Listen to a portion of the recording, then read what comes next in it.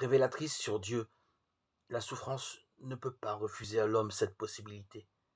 Elle confronte ce dernier, s'il n'était pas déjà croyant, au véritable pourquoi de son existence.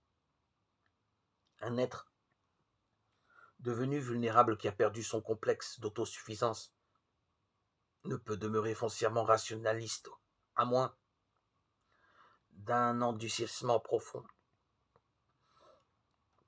Il ne peut éluder la question de la vie, de son origine, de son sens.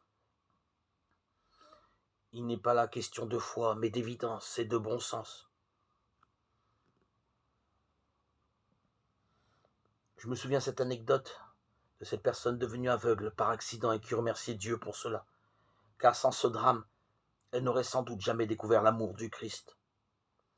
La souffrance avait fait émerger en son cœur la question de Dieu et y avait suscité le désir de le mieux connaître, d'entrer en relation avec lui. Toujours aveugle, des années plus tard, elle goûtait une joie d'après elle bien plus forte que si elle jouissait de la vue, et non plus de la présence de Dieu. Et là encore, il s'agit d'une mise en vérité, même une exigence de vérité.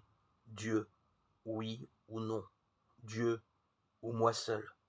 Et quelle que soit l'identité que je place sous le mot Dieu, il est rare que la réponse soit négative. Si cela arrive, c'est toujours dans un certain désespoir. Car la souffrance confère à la question une radicalité et une acuité exceptionnelles qui éloignent toute relativisation qu'une vie normale et ses considérations tranquilles peuvent engendrer.